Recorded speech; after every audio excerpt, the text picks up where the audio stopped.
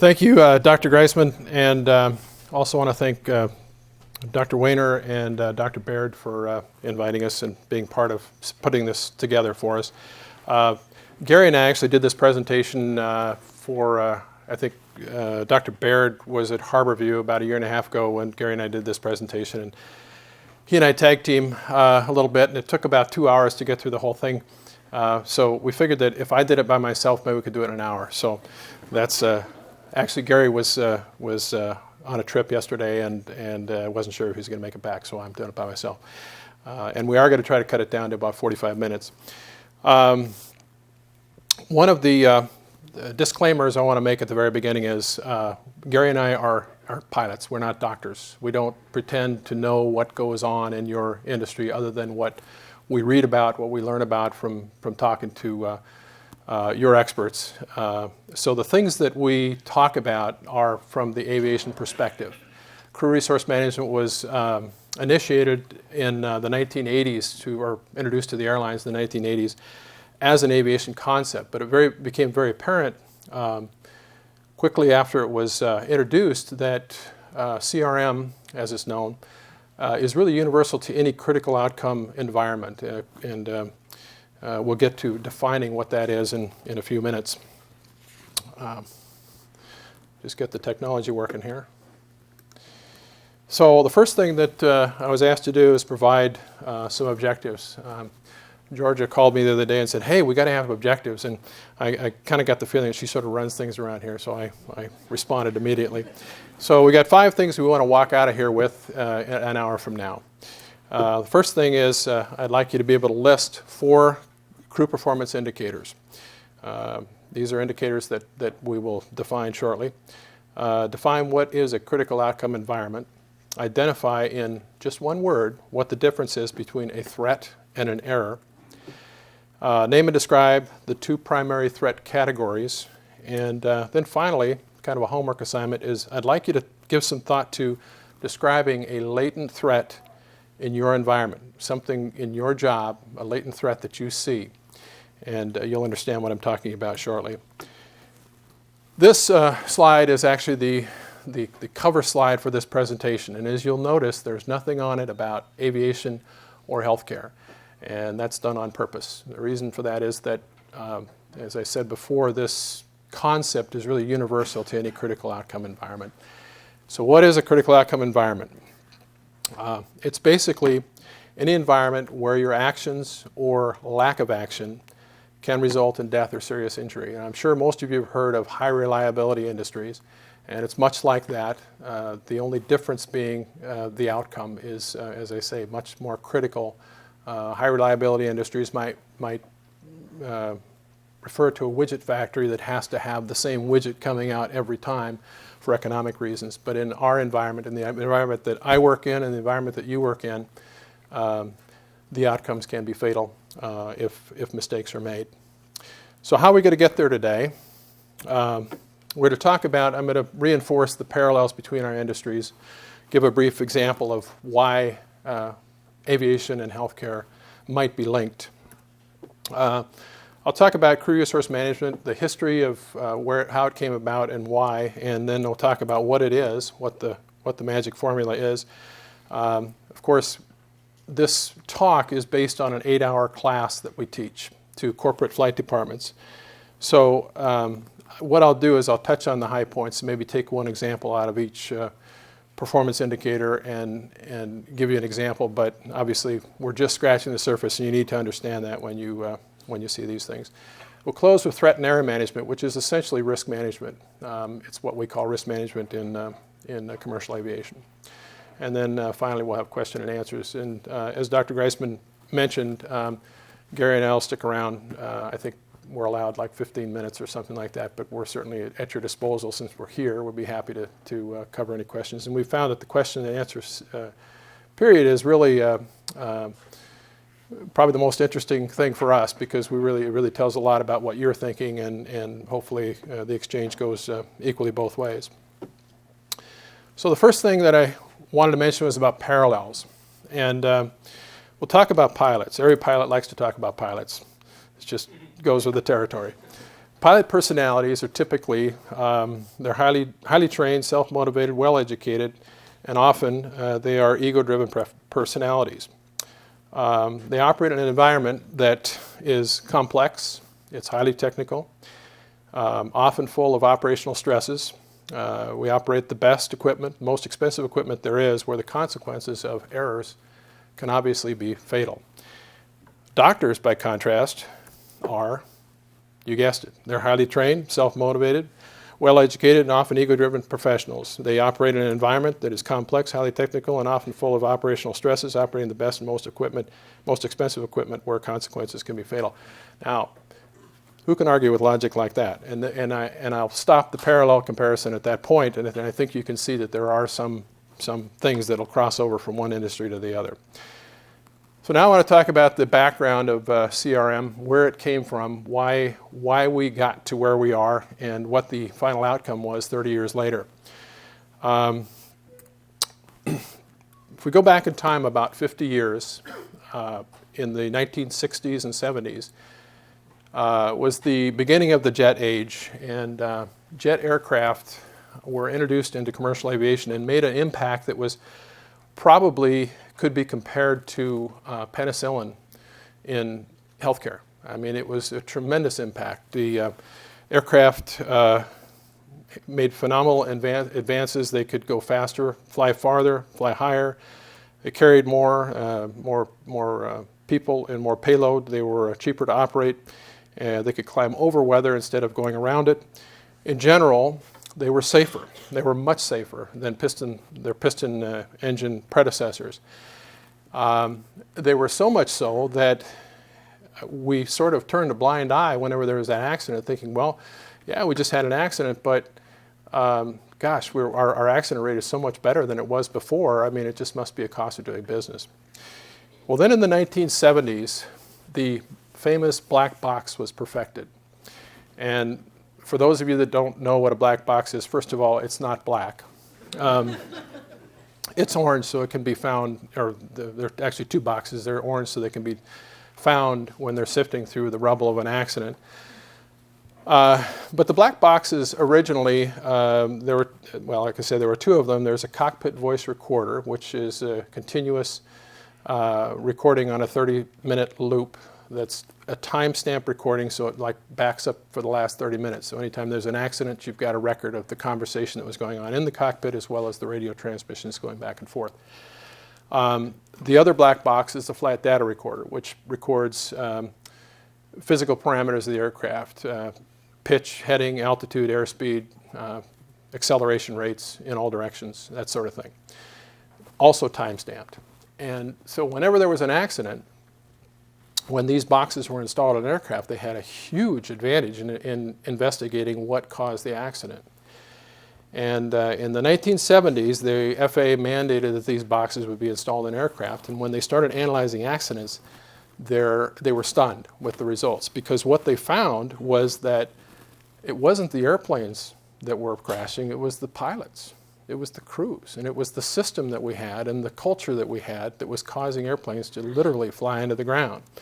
And I'll give you three quick examples of that. 1972, Eastern 401, which was a Lockheed L-1011, a big jumbo jet. They had a landing gear indication problem in the middle of the night when they came into Miami to land. So they went into holding over the Everglades. So dark night, over the Everglades, no light reference below, so they were basically just like in an inkwell. So no outside reference. 3 guys in the cockpit. They went into holding at 2,000 feet. And for whatever reason, the autopilot went into a mode where it just went into a constant rate of descent and literally flew into the ground. Now, the cause of this was determined to be, the human factors part of it was determined to be, well, there were a number of things. There was a lack of automation monitoring. There were communication errors within the cockpit. They were not working together as a team. There were 3 guys in there discussing and troubleshooting what turned out to be a 59-cent light bulb. And the one guy was probably, in fact, I think one guy was down below the cockpit in the electronics bay. looking at trying to figure out how he could get the nose wheel down if it indeed wasn't down. And the other two pilots were up there, and who knows what they were doing, but whatever it was, they weren't working together as a team. They weren't communicating as to what we're going to do next and what their plan was. They just were kind of all in their own separate thing. Before they knew it, they were in the ground. 103 people out of 176 were killed for no apparent reason. Following that, I think most people that are probably over, well, my age, at least my age, are familiar with Tenerife. Tenerife is known as definitely statistically the worst aviation accident in history because of the loss of life. There were 583 people killed. Of course, we discount the 9/11 as being a separate thing. Two 747s on a foggy runway ran into each other. The cause, without going into all the details, were numerous. There were numerous causes, cultural things that were going on. There were communication problems between the tower and the aircraft. You had a Dutch crew speaking English to a Spanish-speaking tower, and you can imagine just that alone, what a challenge that might be. Then you had in the cockpit of the KLM airplane, the one that they finally determined was the one that was at fault, the captain was the senior Czech airman for the company. He was the guy. He was the face on the brochures, the KLM brochures. He was godlike. So if his ego wasn't boosted just by being the captain of a 747, which kind of went with the territory, now this guy was Superman. He was a god in those terms. And the other two crew members were fairly junior, fairly new on the airplane. And after they looked at the tapes, they realized these guys were just intimidated by this captain. I mean, he's a great guy, I guess, in real life, but they were afraid to say anything. And when they listened to the cockpit tapes, they realized they were trying to tell him, don't take off, you don't have clearance. He took off anyway. He had what we call a mission bias, where he had it in his head, I'm going to take off, it's time, I need to get out of here for time constraints. And even though he didn't have a takeoff clearance, he took off and crashed into another airplane. And then the final incident that I'm going to mention, and this is only three of many that occurred in that decade. A DC-8 crashed in Portland. Again, landing gear problem. They arrived in Portland with an hour of fuel.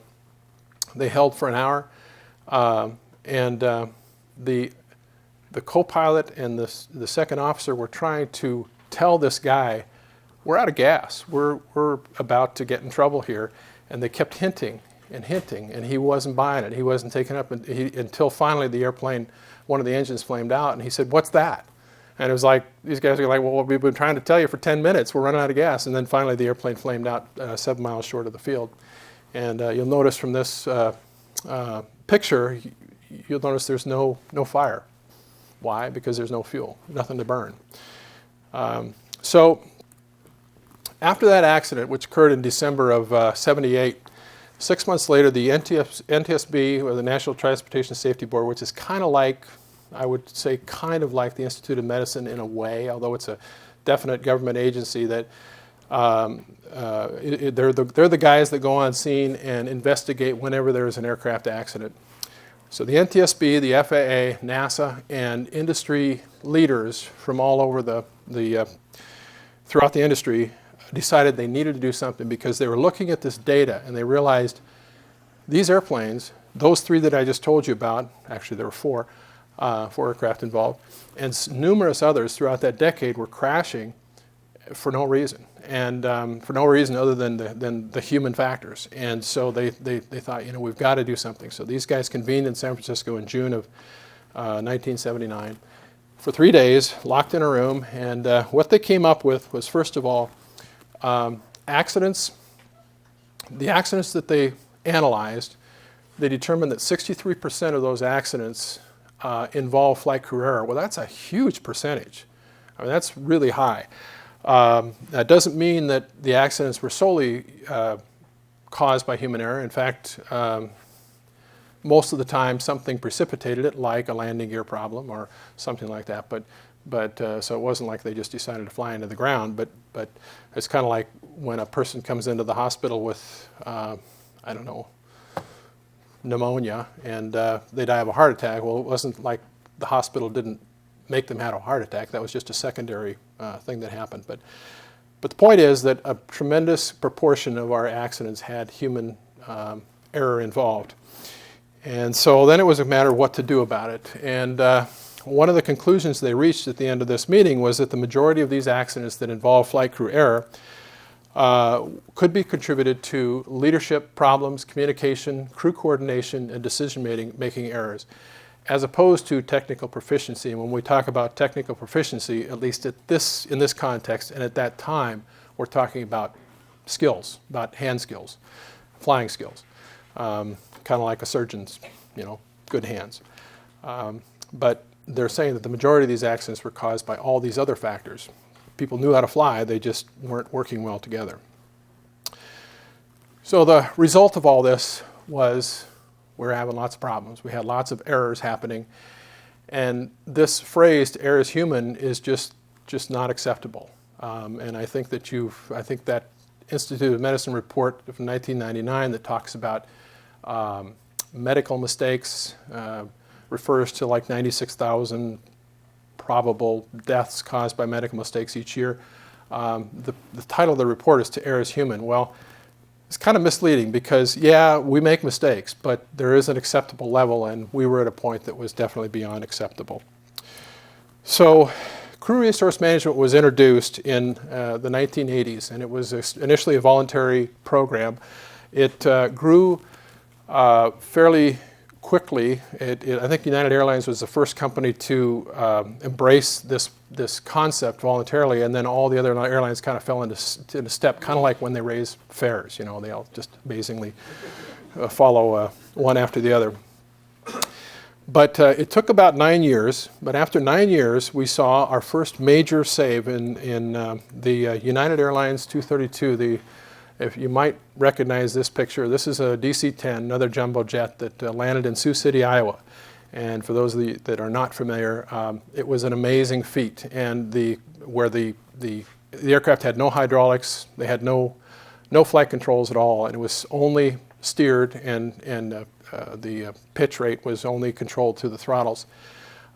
It was a team effort by 4 people in the cockpit, and then the evacuation and preparing the people in the back was a team effort by the flight attendants in the back. And every crew member on this flight credits crew resource management for the successful outcome. A lot of people died in this accident, as you can imagine, but a huge number of people survived. I don't have the numbers right in front of me. I think, I did. 184 passengers survived out of like 280 or something. So by all rights, this airplane should have been a total loss and probably should have lost everybody. But because of CRM, or they credit CRM with being able to bring this thing to the ground successfully. And then, of course, everybody's familiar with a year and a half or 2 years ago, I guess now, US Air 1549 that landed in the Hudson. And this, again, Captain Sullenberger and his co-pilot and all of his flight attendants credit CRM, credit the concepts and the things that they learned through the years and the things that they applied with having a successful outcome of that. Every passenger survived, and I think the worst that happened is maybe somebody had a broken leg or something. But it was a pretty amazing feat. So I want to show you for a second, we've got a reenactment of that video, and what I want to, or a video reenactment of that flight. And what I want to point out is listen to the conversation. You'll see, and all you'll hear on the conversation is the radio conversation between the controller and Captain Sullenberger. Now, they had 3 minutes and 32 seconds from the time that this accident happened till the time they hit the Hudson River. And in that time, there's a tremendous amount of radio traffic. Well, in the background, what you don't hear is there's a huge amount of coordination going on between the two pilots and the flight attendants. And if you read the transcript of the cockpit voice recording, you can see that it's like these guys didn't have a chance to breathe hardly. They were so busy. So with that, we'll take a look at the reenactment of Cactus 1549, 700, landing 5,000. Turn it up just a little bit. Okay. Cactus 1549, departure to contact climb, maintain 15,000. Maintain 15,000, Cactus 1549. Apologize for the jerky video. I'm not sure what's going on there, but. Cactus 1549, turn left lane 270. This is Cactus 1539, hit birds, so you've lost thrust on both engines, returning back towards LaGuardia. Okay, you need to return a little body. Turn left heading of 220. 220. Tower, stop your departures. Got emergency returning. It's 1529. He bird strike. He lost all engine. He lost the thrust in the engines. He's returning immediately. Cactus 1529. Which engines? He lost thrust in both engines, he said. Got it. Cactus 1529. We can get it for you. Do you want to try to land runway 13? We're unable. We may end up in the Hudson. Hi, Cactus 1549. It's going to be left traffic to runway 31. Unable. Okay, what do you need to land? Do you want to try to go to Teterboro? Yes. Teterboro, Empire. Actually, LaGuardia departure guy, emergency inbound. Hey, you got Cactus 1529 over the George Washington Bridge. Wants to go to the airport right now. wants to go to our airport. Check. Does he need assistance? Yes, it was a bird strike. Can I get him in for runway 1? Runway 1, that's good. Cactus 1529, turn right 280. You can land runway 1 at Teterboro. We can't do it. Okay, which runway would you like at Teterboro? We're going to be in the Hudson. I'm sorry, say again, Cactus? Cactus 1549, radar contact is lost. You also got Newark Airport up at 2 o'clock in about 7 miles. Eagle 54718, turn left heading 210. 210, 4718. I think he said he was going in the Hudson. Cactus 1529, Houston. That's pretty much how it ends. I'm not going to continue. The bottom line of all this, when you look at all the numbers, now those are a couple of anecdotal stories about what worked, and people testify, or testimonials, I guess you'd call them, of the fact that CRM has had an effect on the outcome of these accidents. But you can't argue at all with data. I mean, we're all into that kind of thing. My training is an engineer, and I think all of you are in a scientific field, and when you see the numbers, it's pretty astounding. In 1979, the year that CRM was first introduced, the accident rate per million departures was 7.1. In 2009, it was 0.71. That's 10 times reduction in accident rates. Now, that could be due to a number of factors. Technology has improved the way we do things, but certainly CRM has had a huge impact, and anybody in the aviation industry will attest to that. So what is CRM? The FAA defines it very simply. It's just basically a system of management that makes optimum use of all available resources to flight crew to ensure safe and efficient flight operations. If you were to state it a little differently and apply it, I guess that wasn't my last talk about parallels, but if you apply it to any other industry, any other critical outcome industry, CRM is a system of management that makes optimum use of all available resources to the flight or to the crew to ensure safe and efficient operations. Just take the word flight out and you've got the same thing. What resources do we have? Well, in aviation, we have inside the airplane, we've got the equipment, the technical procedural skills, contributions of the flight crew and other individuals. External to the aircraft or external to the cockpit, we have air traffic control, maintenance, flight dispatch, flight attendants, and manufacturers' maintenance departments. These are all things that, doors that we have open to us if we choose to use them. And it seems obvious that we would reach out and use all these things, but it's not so obvious. And it was not in the 1960s and 70s. We really didn't consider all the options we had available. It's like all we knew was fly the airplane.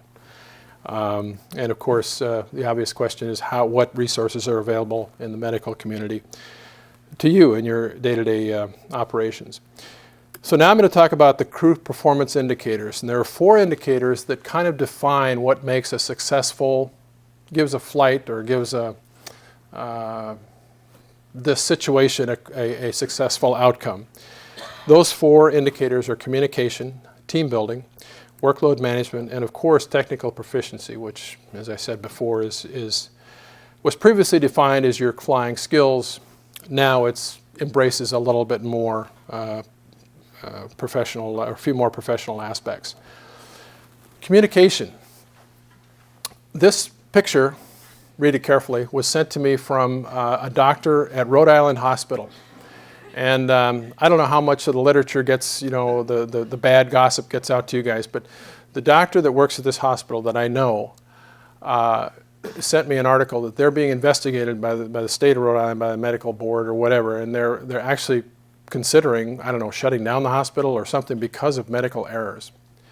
And when she sent me this sign, I'm thinking, well, if the person that's in charge of making signage has anything, if that's indicative of the way they do things in the hospital, I can see what, there might be a problem there. Communication CPI involves briefing, we talk a lot in what we do. It involves sharing operational decisions. If Gary says, I think we need to go to such and such, we need to divert because of this situation, he talks about it. He doesn't just say, hey, call air traffic control and tell them we're going to take a heading of 120. He'll say, hey, I think we need to divert because of this. Because I might know something as a co-pilot that he doesn't. And so we kind of share information about operational decisions. We encourage participation of all parties being not just the cockpit crew, but the people in the back end too. One of the things that CRM has embraced is the use of the flight attendants because they're great observers of what's going on, not only in terms of mechanical issues, because they do sometimes come up with something and say, I heard this weird noise, and they've saved our bacon a number of times because they hear something that we don't hear or sense up front. They also are key in identifying security issues. We obviously, in conjunction with that, we seek input from all parties. And assertiveness is another item that has been stressed. And when I say assertiveness, I mean when Gary says, I think we need to go to XYZ, and I'm saying, what, I look at the weather at XYZ and it's wrong, we can have a discussion about that. And I'm not afraid, as his co-pilot, to step up and say that and have a civil discourse. Gary hasn't lost any of his authority as a captain, but at least I feel empowered to speak up, and that's a very key thing, a very key part of CRM that's made a big difference. And then critiquing is something that we have every year. We have check rides, and we also, if something goes on in the cockpit, bad landing or whatever, sometimes you get off the airplane, you notice the cockpit door doesn't open for like a long time. Maybe they're having a discussion up there about what might have gone wrong, and that's a good thing. It's a good thing. One of the communication issues we have is language barriers. We have it. Gary and I both fly all over the world, and we fly. One of the routes that's just amazing to me is going from Amsterdam to India, and I'd say we fly over probably a dozen different countries, and every one of them has got a different accent. It's just like you really have to be listening. So this video is just an example of what can happen when communication is a challenge. Das hier ist das wichtigste Gerät des Küstenwächters. Das Gerät und das Gerät. Überlebensradar.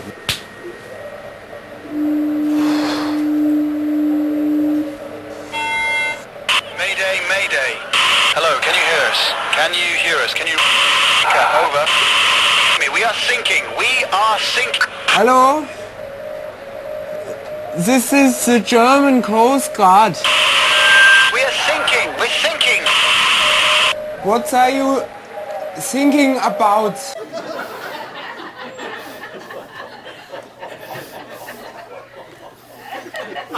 True story.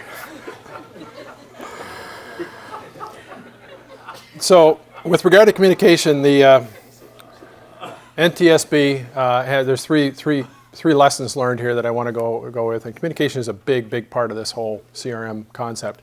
Silence is not necessarily golden. In 2/3 of all the accidents that were examined and identified during this period of time, the NTSB determined that in 2/3 of the cases, somebody else knew something was wrong and they were afraid to speak up, or they hesitated when they could have shared the information, like the flight going into Portland that ran out of gas.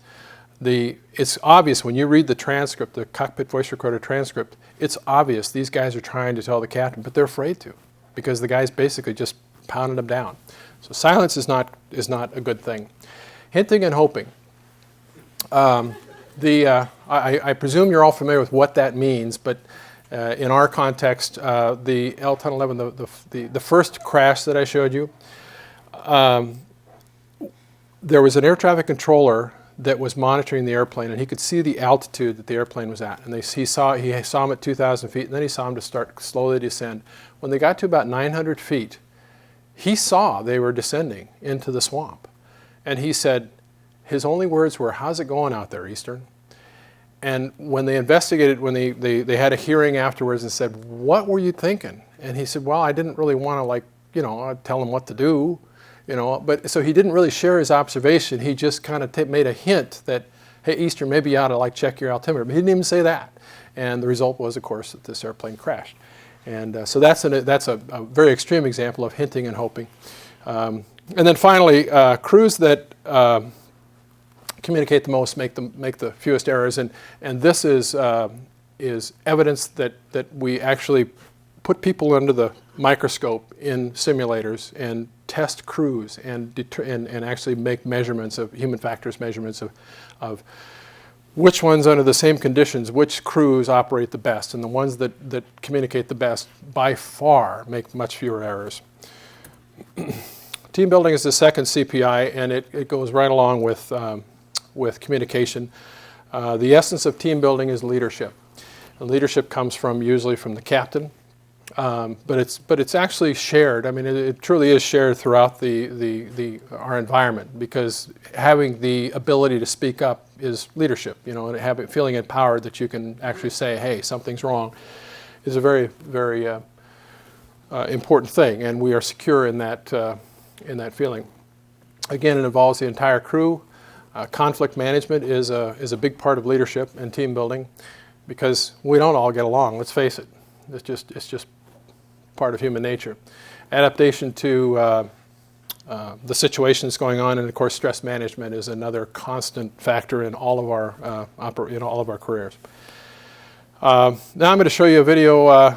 This is one way to deal with operational stress.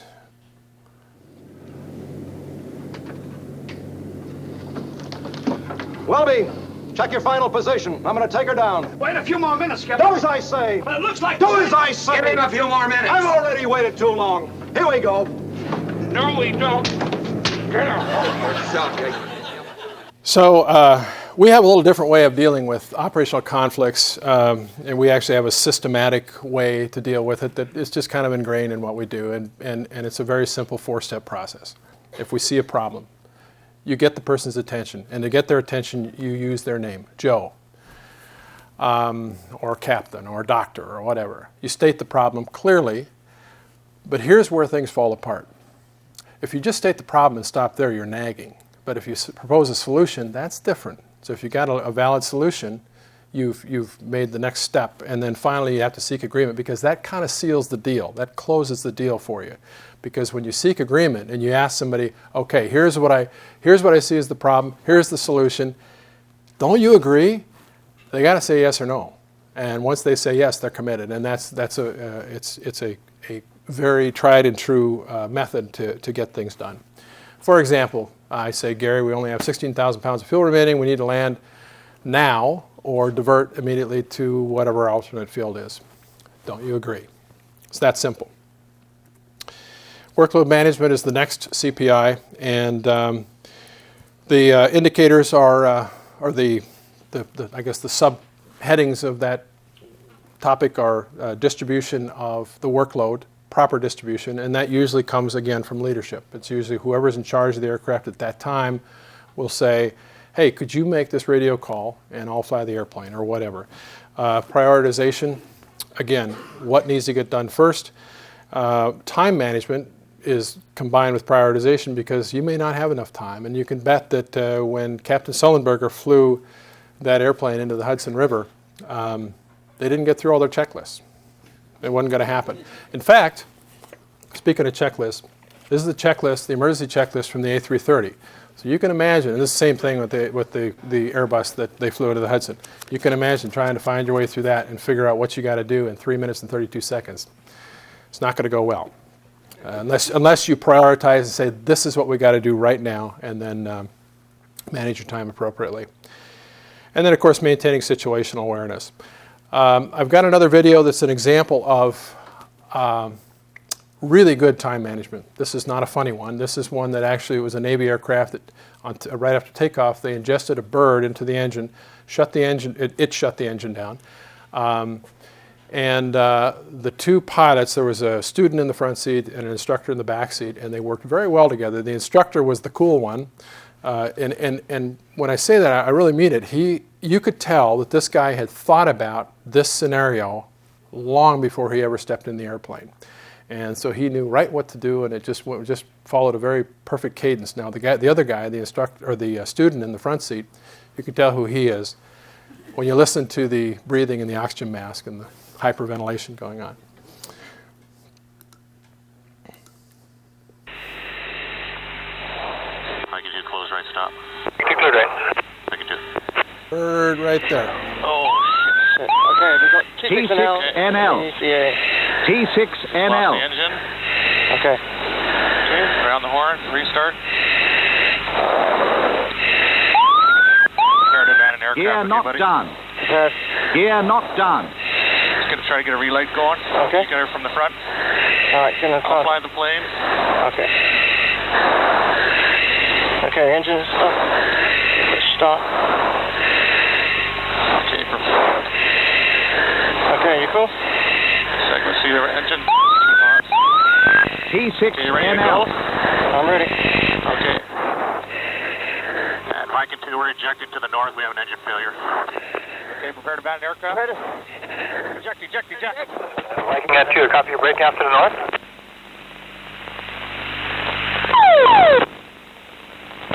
That's the end of that. But I don't know if you could hear the audio well enough, but you could really tell the guy was just going through the paces. He knew he had a limited amount of time to do what he had to do. He shifted gears as soon as he realized that the engine wasn't going to start, and went right into the ejection sequence. Talking to the other guy, saying, "Okay, you ready? How you feeling?" And then when it was at the very last minute, they ejected from the airplane after communicating what was going on, rather than just like pulling the handle. The other part of workload management, and I'm just going to pause at this point and talk about fatigue. This is one of the things that I'm going to extract out of this to talk a little bit about. Because fatigue is a really big factor for us, especially Gary and I fly internationally all the time, and so sleep management is just a big, big problem. And I know that in the medical community, especially in the hospital environment, for residents and so on, sleep is a big problem as well. Obviously, it affects memory, and I can attest to each one of these things. Items get skipped, you forget things, you get reduced attention span, you don't see things as well, you get moody. If you get moody, that affects everybody. And you're more accepting of your own errors. Your motor skills are not as well tuned as they should be, and your timing is off. We have a guy named Dr. Mark Rosekind that I've seen about 3 different times. He's well known in aviation as being the sleep guy. His life is studying sleep patterns. In fact, now he works for the NTSB as an accident investigator because fatigue is such a big factor in aircraft accidents, or can be. And when I've seen him talk, one of the factoids that he puts out there, and he's done a lot of research through the years, and one of the things that he puts out there is that we all require different amounts of sleep every night. I require about 6 hours. Somebody else might require 8, somebody else might require 10. And you kind of know what that is.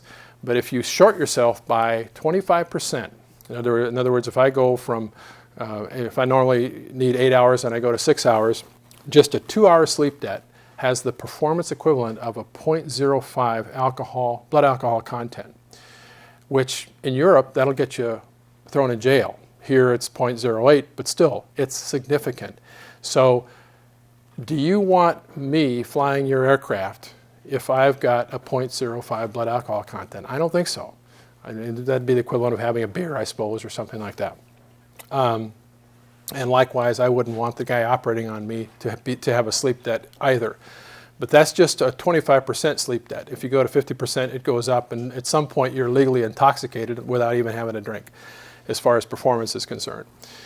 And the final topic is technical proficiency. And technical proficiency is basically talking about your technical skills. I talk about adherence to SOPs and FARs. Of course, the acronyms here are are aviation-related. SOPs are standard operating procedures.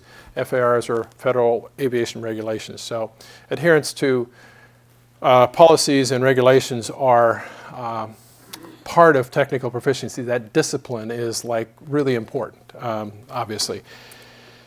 Then that includes checklist discipline, which I'm going to expand on that subject in just a second. Obviously, you have to demonstrate technical knowledge, knowledge of aircraft systems, normal and abnormal procedures, emergency procedures, and operating limitations. I'm going to digress just a little bit and talk about checklists. And I don't want to talk about something you guys are already really familiar with, but I know that checklists are a hot item, particularly in operating rooms right now. My next or my most recent favorite nonfiction author is Dr. Atul Gawande. And I don't know how familiar everybody in this room might be with him, but he's the guy that wrote, he's written several books. He actually hung up his lab coat, and I think he's changed careers, and now he's on the lecture circuit and writing books about medicine. But he's actually a very good writer. And when somebody told me you should read this book called The Checklist Manifesto, I'm going, how could you write a book on checklists? But it's actually pretty good.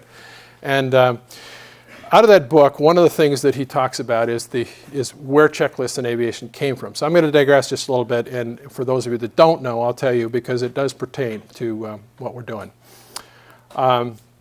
In the 1930s, the Army put out a request for a new bomber, and Boeing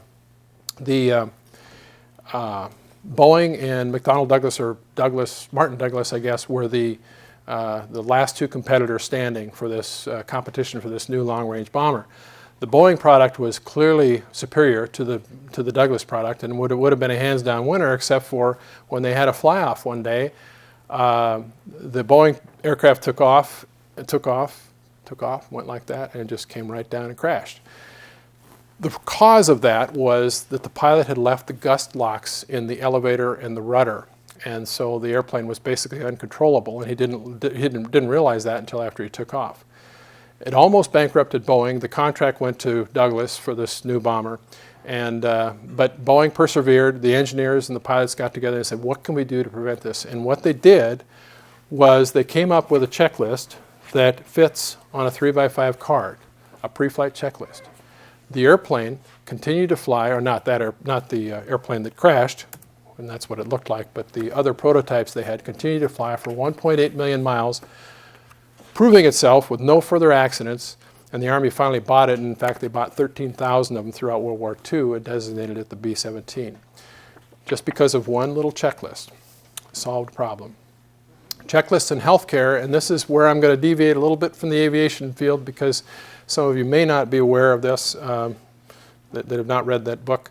But there's a Dr. Peter Pronovost at Johns Hopkins University was convinced in 2001 that checklists were the key to solving a lot of medical errors, particularly in the ICU where he was focusing. He chose the ICU because he could control the environment very effectively. So he developed a 5-step checklist, and once he got 100% compliance with this checklist, the outcome or the results of that were outstanding. The checklist was wash your hands, wear sterile gowns and masks when you do the procedure was a central line infection. He was trying to influence how central line infections were happening, and so that's where the checklist came from. After the gloves, clean the insertion site with whatever that is, chlorhexidine. Place sterile dressing over the site after the insertion, and then when they're done, when they don't need the catheter anymore, pull it out. Those five items reduced their infection rate, their 10-day rate, from 11% to 0. And over a 15-month period, their annual rate went down to, they prevented 43 infections, 8 deaths, and saved the hospital $2 million for a 5-step checklist. If that doesn't convince you that there's some merit to that, I don't know what will. The final thing, I know I'm running late. I hope, how are we doing? Okay, are we doing all right? Okay. The final section that I'm going to talk about is threat and error management. And that's kind of like the, like I say, that's risk management for aviation. The difference between threats and errors, one word, timing. Threats are events that have not happened yet. There are things down the road. Errors, by contrast, are things, actions or inactions that lead to deviations from what we wanted to do. Of course, no human factors lecture would be complete without the James Reason Swiss cheese model that I'm sure all of you have seen. But basically, we've got barriers set up throughout our system. Checklists being one, manuals of procedures and policy being others, regulations being others. Somewhere along the line, when there's a threat, one of these barriers should deflect the threat and keep it from happening. Of course, if for a threat to result in an error, all the holes in the Swiss cheese line up. There's a hole in each one of those barriers that go up, and we end up with an incident, an accident. That's a very elementary way to look at it, but it's very true and reflects the problem very well. As far as the types of threats that we have two types that we talk about: active threats and latent threats. Active threats are threats that are right in front of us. They're the operational threats that we see every day. They're the car that's speeding down the highway when we try to cross the road. In my case, it's the line of thunderstorms that I see at 100 miles on the radar. What am I going to do? Am I going to go over it? Am I going to go around it? Am I going to go back and land somewhere? Latent threats are the sneaky little devils. They are the threats that are in our system. They're written in our policies. They're sometimes cultural differences that we might have, but they're threats that will sneak up on you and bite you, and you don't even realize it. And those are things that need to be identified and then changed when they happen, or when they're identified. I'll give you one example of a latent threat. This is, and very briefly, I won't go into a lot of the detail of this, but this is a United States Air Force Thunderbird pilot who is doing a demonstration. The latent threat is in their policy and how they set their altimeters.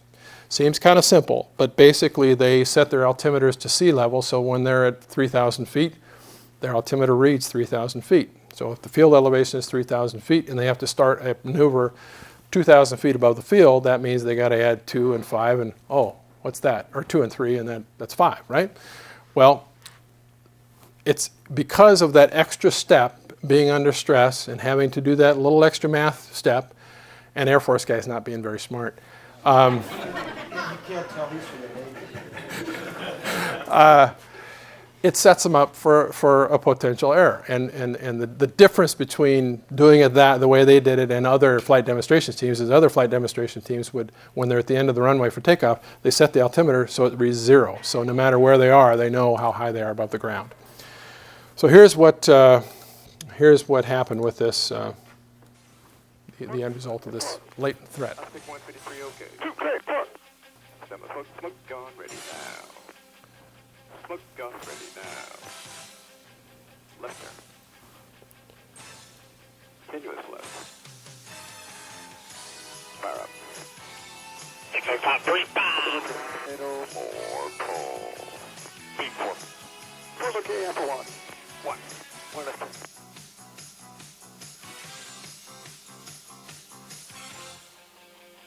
Ouch. The good news is, to lift the suspense, nobody got hurt. The pilot actually ejected just before impact, and this picture is actually a picture taken from the ground. It looks like the airplane is actually going to land in all these cars, and as it turns out, he didn't hit anything. And I think he got some cuts and scrapes and bruises, and of course, the title to the slide is 0.8 of a second before career termination, because after that point, he was done. No more Air Force. Managing threats, basically the way we manage them starts with identifying, classifying a threat, how serious it is, avoiding the threat if we can. That's the key thing we do. Trapping a threat, if we can't avoid it, we trap it, we deal with it in whatever way we can to mitigate the potential consequences. And the final step is reporting threats if it's appropriate to report them. Errors, on the other hand, very similar process. You identify the error, avoid situations where errors are going to happen if you can, and if you have an error, you correct it, you fix it, you mitigate it. And again, the key to our system is reporting it, and this is something that gets a lot of it. We've had a lot of discussion over the last couple of days about this, that our reporting system is very robust and works very well. We actually, just to kind of sidetrack on that a little bit, it has really saved a lot of heartache and lives and so on. And the way that it works is when we have an error, when we make a mistake, like I bust an altitude, I'm assigned to go to 10,000 and I get distracted and I fly to 11,000. If I turn in a report and say, you know what, I had this thing going on in the cockpit and that distracted me, and I turn in a report to this event resolution committee, that error is looked at, and I am exonerated from any prosecution. There's no way that they can do anything. And the only way they can prosecute me for that error is if I do it intentionally. But if it's a mistake, honest mistake, we're off the books. And the advantage of this is let's just say that happened to me and it happened to 10 other guys in a week at the same location. Well, it's got to tell you there's a trend there. There's something going on that may be something out of my control. There might be a conversation that happens at 10,000 feet that distracts every pilot at that location every time. And so, so when we identify a trend through this event resolution committee, we can do something about it. And we actually take action. It might be talking to a controller or changing a procedure or whatever it takes. So where we are right now, you look at 1977, this is a reenactment of the Tenerife accident where the two 747s collided, and 2009. We've come a long ways. You can see from the statistical data, we have really made some tremendous improvements in safety. In terms of aviation versus healthcare, of course, this is a repeat of the slide that you saw earlier with our statistics that we've had over the last 30 years. About 2 years ago, I talked to one of the board members from the Institute of Medicine that put out the report in 1999 about medical mistakes, and they came out with that statistic of 96,000, approximately 96,000 deaths due to medical errors. At that time, this was 2 years ago, this guy named Roger Herdman that I spoke with said that things really hadn't changed a whole lot. They really hadn't. So it's kind of up to you guys, and I think because of the fact that you invited us here to talk, that there's an interest in hearing how someone else succeeded at turning a culture around. I think that's a good sign, and that you're making the right steps toward correcting whatever problems that you have. And I'm going to quote again from my most recent favorite nonfiction author, Dr. Gawande. He says, "Failures of ignorance we can forgive.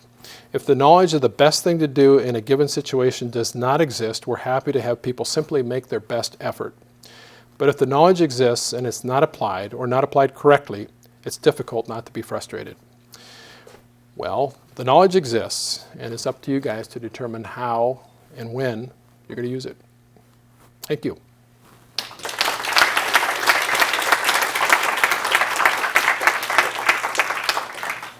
So we're open to questions. Yes? There are times when the human is to blame.